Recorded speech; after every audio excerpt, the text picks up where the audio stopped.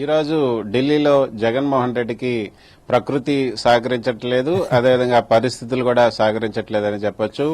ఉదయం నుంచి ఇక్కడ భారీ వర్షం కురుస్తుంది. అయితే 11 గంటలకి జంతర్ మంతర్లో ధర్నా నిర్వహిస్తాం, ఫోటో ఎగ్జిబిషన్ నిర్వహిస్తామని చెప్పినటువంటి జగన్మోహన్ రెడ్డి 12 గంటలకి ఇక్కడికి రావడం జరిగింది.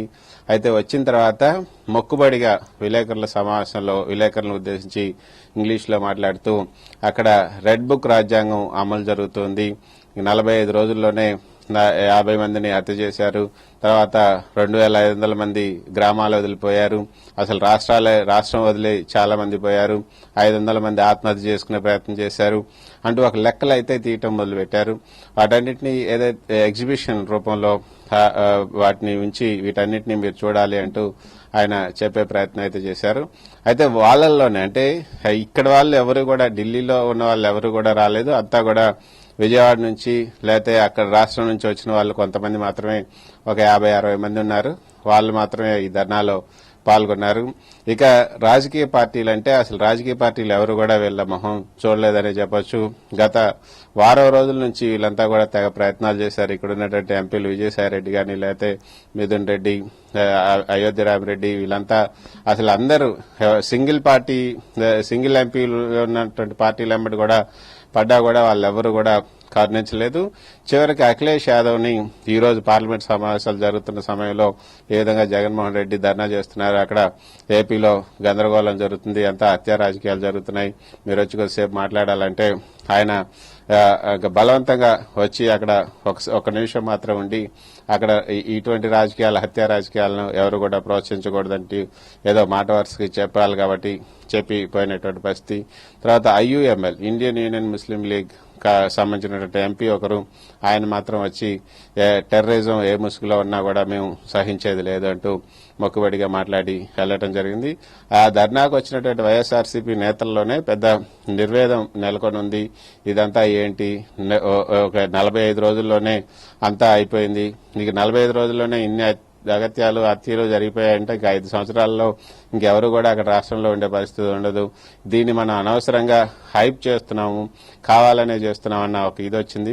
కాదు ఇప్పుడు ఢిల్లీకి రావటం యొక్క ఉద్దేశం ఏంటి, మాకు కూడా రాజ్యసభలో 11 మంది ఎంపీలు, లేకపోతే లోక్సభలో 4 ఉన్నారు, 15 మంది ఎంపీలు ఉన్నారు, మా మద్దతు కూడా మీకు అవసరం అవుతుంది కాబట్టి మమ్మల్ని జాగ్రత్తగా చూసుకోండి అని ఒక ఇండైరెక్ట్ గా సిగ్నల్ పంపించడానికి జగన్మోహన్ రెడ్డి వచ్చారన్న సందేహాలు అయితే అందరిలో కలుగుతున్నాయి. ఇటు ఇండియా కూటమికి సంబంధించినటువంటి పార్టీలు కానీ, ఎన్డీఏ కూటమికి సంబంధించిన పార్టీలు కానీ ఎవరు కూడా ఈ యొక్క ధర్నా వైపు మొహం చూపించడం లేదు.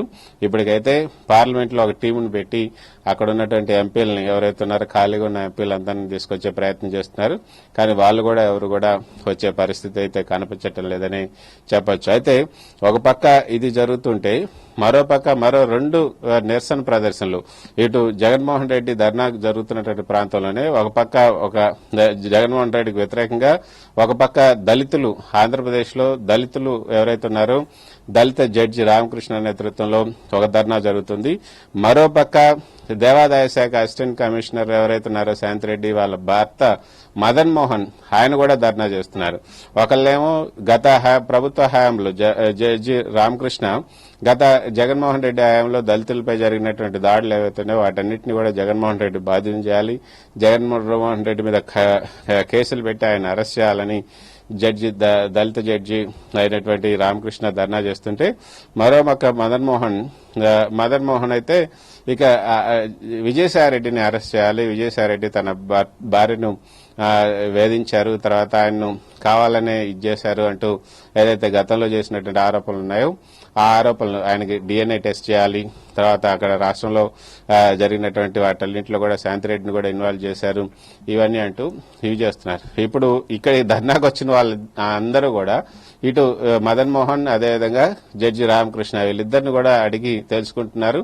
సో వీళ్ళిద్దరిని అడిగి తెలుసుకున్న తర్వాత జగన్మోహన్ రెడ్డి అకృత్యాలేంటి, విజయసాయిరెడ్డి అకృత్యాలేంటి, ఇవన్నీ కూడా వాళ్ళ కళ్ళకు కట్టినట్టుగా చెప్తూ ఉన్నారు జడ్జి రామకృష్ణ, అదేవిధంగా మదన్ మోహన్ కూడా. అప్పుడు వాళ్ళు పెదవిరిచిపోతున్నారు, అంటే నువ్వు నేర్పిన విద్య నిర్జాక్ష అన్నట్లుగా ఉంది. అయినా కూడా ఇది ఇంత తక్కువ కాలంలో నెల 15 రోజుల్లోనే ఢిల్లీకి వచ్చి గగ్గోలు పెడుతున్నారంటే జగన్మోహన్ రెడ్డి ఏ మేరకు భయపడుతున్నారో అక్కడ అర్థమవుతుంది అన్నది కూడా అందరూ పెదవిరుస్తున్నట్టు మాట. ఇక్కడికి వచ్చినట్టు వైఎస్ఆర్సీపీ ఎంపీలలో కూడా ఏ మాత్రం కూడా వాళ్ళకి ఆ యొక్క సంతోషం కనపట్లేదు. మొత్తం కూడా నిర్వేదంలో మునిగిపోయి ఉన్నారనే మనం చెప్పొచ్చు. పవన్ రైట్. అట్లాగే కృష్ణ, ఒక టాక్ అయితే సోషల్ మీడియా కావచ్చు, చాలా మంది మాట్లాడుకుంటున్నారు, కొద్దిమందికి ఆఫర్ చేస్తున్నారు వచ్చి మాకు సంఘీభావం తెలపండి అని. అంటే మీరు ఇందాక అన్నట్టుగా సింగిల్ ఎంపీ ఉన్నటువంటి పార్టీలకు కావచ్చు, కొద్దిమందికి ఆ విధంగా ఆఫర్లు అవి కూడా తిరస్కరిస్తున్నారు చాలా మంది అనే మాటలు ఏం చెప్తారు దానికి? చాలా మంది పవన్ మీరు చెప్పినట్లుగా ఇది ఈ రోజు కాదు, గత వారం 10 రోజుల నుంచి జరుగుతున్నటువంటి ప్రయత్నాలు, ఆ ప్రయత్నాలన్నీ కూడా విఫలమయ్యాయి. జగన్మోహన్ రెడ్డి కూడా ఈ ఎంపీలందరిపైన కూడా చాలా ఆగ్రహంగా ఉన్నారు.